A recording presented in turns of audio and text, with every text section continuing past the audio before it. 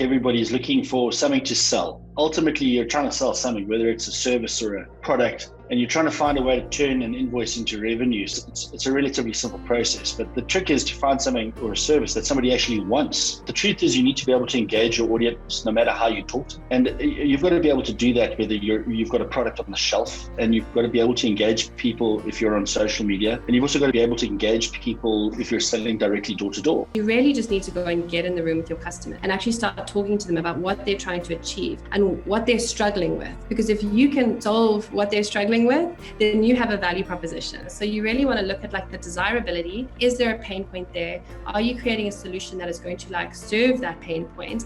And are they willing to pay for that solving that you're going to be doing for them? So it always just comes back to basics, like of talking to your customers, and that's where you start to really like identify all of the pain points that really just present themselves as opportunities. You don't have to build anything.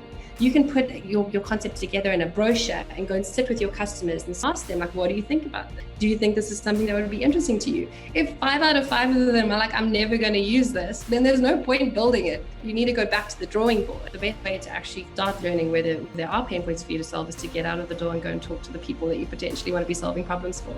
You have to try and just create the smallest version of what you can, just to see if people are willing to pay for it. And again, you don't need to build the fanciest version of what you're doing. Like once you've gotten some people be like, okay, we're interested in this, then you really want to test if they're actually going to put money behind it. Can I get like someone to like pay before I've even built my product? Tesla's a great example. Like before they'd even built the cars, they had people like putting down their deposits. They first put up a landing page to see if anyone would even like sign up. Then they said, okay, cool, will you guys pay now? You've now tested the desirability that people wanted and viability. Now go and build the car. And it was such an amazing example of like how you can approach something in like an experiment-driven way. You have to think big, because like that's what gets the team excited and like driving towards this end goal, you know? So I think it's very important to have like that goal in mind of where do we want to get to. Like the first thing you can start with is just actually storyboards, just sketching out like your solution and then sitting with customers and showing them through it and getting their feedback. Then you can try and create a high fidelity prototype. So you can use things like Figma. Someone gave another example of proto.io.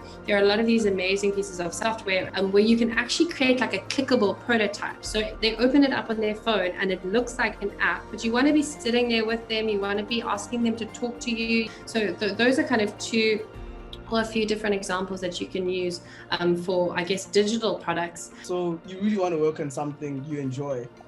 It should be something that probably your own pain points as well. And so you're ideally super passionate about it. I think, there has to be some part of you that actually enjoys what you do. If you don't, you're not going to be able to tolerate all of the punches in the face you get every single day. I think it's very, very difficult to take a business very far if you're not focused. While said, I do think though that a lot of companies are often running multiple experiments at the same time. I would say though that you should definitely try and focus on a core problem, but just pick the one that customers are giving you the most feedback on.